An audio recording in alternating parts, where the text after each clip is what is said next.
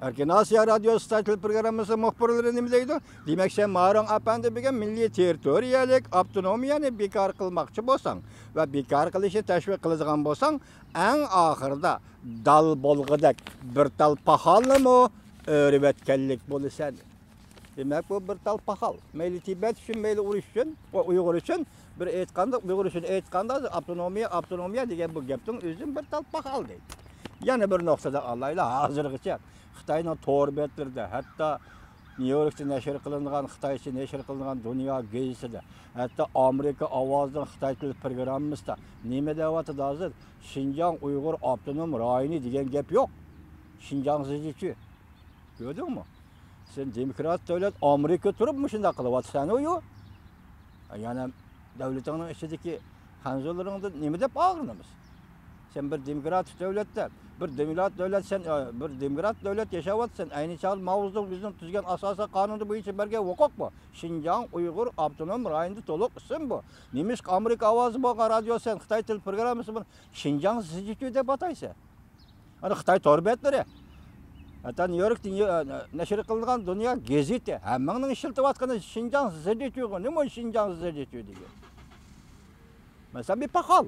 Üzerine digindek bir paxal.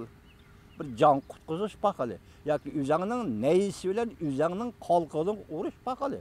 Bu paxal mı Uyg'urlarning qo'lida emas? Qo'lida emas. Bu paxal mı Tibetlarning qo'lida emas? Yani sen bir yerda buni bildirlaysan. Darvaqa Amerika millat salohiyati qarab millat ayirmaydi. Amerikada bunday qoida yo'q, to'g'ri. Amerikacha andizning oldingi sharti kishilik huquq va demokratiya.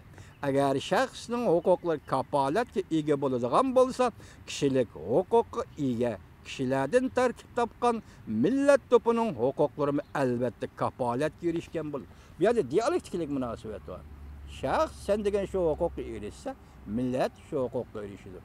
Avval millat, butun suri millat shu huquqqa, demokratiya va kishilik huquqqa erishsa, shaxs unda shunga erishadi. Demak, bu yerda huquq, masala huquq.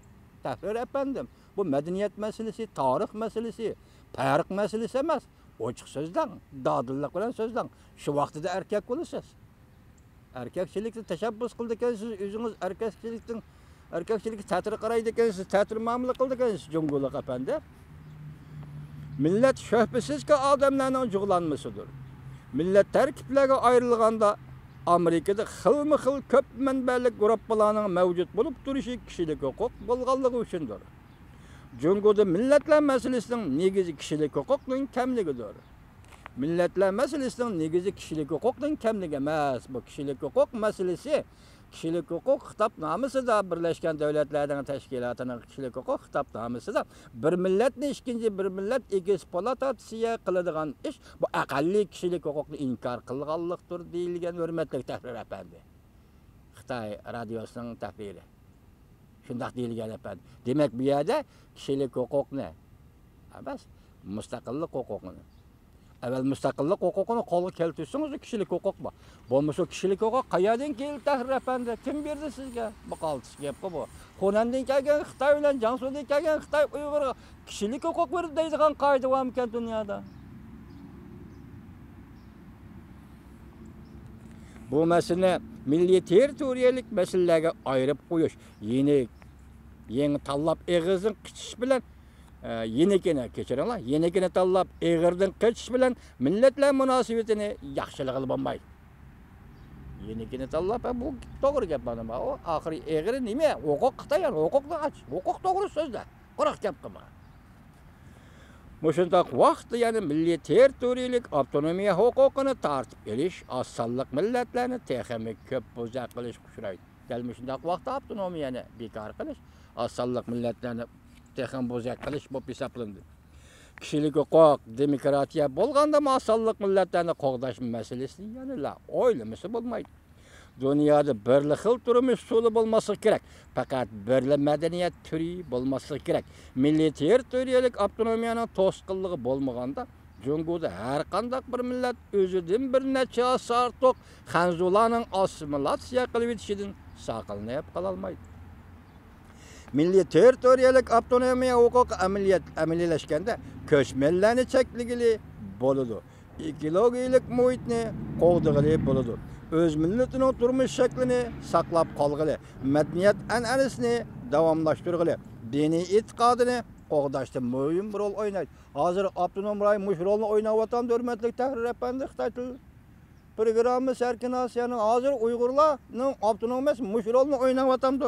Masalan, ko'chmanlarni chekligi bo'lamdi avtonom rayon orqali, ekologik muhitni qo'g'digi bo'lamdi avtonom rayon orqali, o'z milletining turmush shaklini saqlay oladi Uyg'urlar avtonom rayon orqali, madaniyat an'anasini davomlashtira oladi Uyg'urlar avtonom rayon orqali, diniy e'tiqod tushunchalarini qo'g'dab qola oladi avtonom rayon orqali. Yo'q gap bu.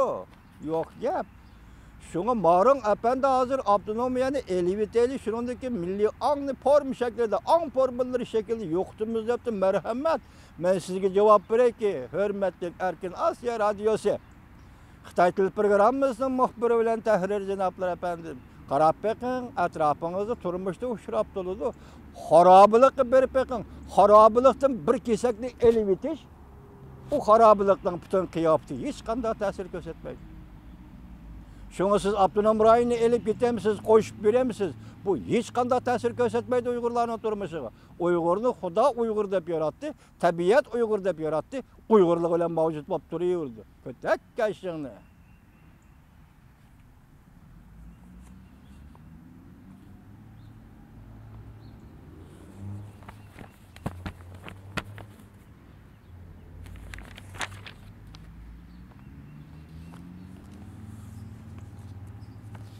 Bu xabarimiz aşağıda tügüdü. Şunçilik çeçelip baktık. Endilikte yanımızdan koşumçu bir haber. Zoravarçılık. Amerika bu devlette kurallandırıp Jungo ile karşılaşışa başladı. Mavzulu haber 2. ayın 26. gün Venbi Torbeti ilan kılındı. Haberi mındak başladı. Nöbette Jungo Garbi rayında stratejik urullaştırıştı. Yok kurup götürüşke geçip Hindistan Allah zadı buluşka başladı. Jungo Hindistan'a tahdit selavatıdı.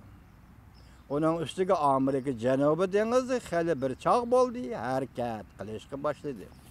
Nime çünkü Amerika armiyası Cenubi Deniz hatta Cenubi Deniz'deki Xitay üçün etkanı nazik rayın Cenubi takımar Allah'a yetip vardı. Xitay hiç kaçan çanlıya kalmaya dibedi ya. Nait tızla Cenubi Asya qarattı Amerika siyasetini. İki devlet degendekle hemkarlaş. Hindistan bilen Amerika koşmuşlar. Hindistan pul çıkarılgan, Amerika Hindistan'da kural yarak bilen kurallandırılgan boldu. Cenubi Deniz'den başka yani bir yerde Amerika Jungo'nu tehemi köp avar kılılgan boldu. 2. ayın 25. gün Xinhua Tori Rusya Müstakillik gazetinin haberden nakil keltirip bunda ko'rsatdi. Yakından beri Amerika Hindistan'ı uruş kılış texnikisi aslahalari bilen ta'minlashni kuchaytib, Hindistonga P-81 belgilik su osti parxoti qarshi aeroplan, Jungo'nun su osti parxotini tekshirilgan aeroplanlar bilen ta'minladi. Amerikanın siyasi yol jihatda Hindiston, Yaponiya, Avustraliya bilen arka-arkada söhbet ötközüp, Jungo'nu cheklaydigan 4 devlet ittifaq qurmoqchi bo'ldi. Bu to'g'rida Amerikaning simliq televiziyasi bunda xabar tarqatdi. Prezident Trumpning Hindistonni yetiştirishi Jungo bilan qarshilashishni maqsad qildi. Shulardan ko'ra o'ylashga bo'ladiki, Amerikaning bu qatam bor kuchini ish qilib, Hindistonni qurollandirishi va tig' uchini haqiqiy holda Jungoga qaratganlik. Amerika Hindistonning ilg'or harbiy qurol yaroqlar bilan ta'minlash vositasi orqali eng muhimi Hindistonning harbiy ishlarni zamonaviylashtirish saviyasini yuqori ko'tarish orqali Hindistonning Jungo bilan qarshilashishni kuchaytirib, hatto harbiy tavakkalchilik qilishini kuchaytirib, Jungoga texnik ko'p avorchilik deb bilishdan iborat. O'xshashli bir vaqtda Hindistonga F-35 belgilik aeroplanni setib berib, yana boshqa tiplik aeroplanlar bilan qurollangan Yaponiya, Avstraliya, Koreya bilan birlikda Jungoni qo'rishawga. F-35 belgilik aeroplan bilan qo'rishaw kambirgi hosil qilishdan iborat. Bu nokta soğuk münasebetler urushi davrida sobiq Sovetlarni F-16 belgelik aeroplan bilan Qorshawga alğanga o'xshaydi.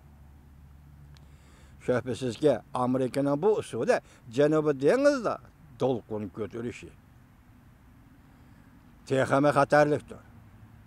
Junguni Hindistonning harbiy tavakkalchiligiga yuzlanishga majburlashdi. Hem Janubi dengizda dolqun ko'taryapti Amerika, hem Hindistonni qurollantiryapti Amerika demoqchi xabar.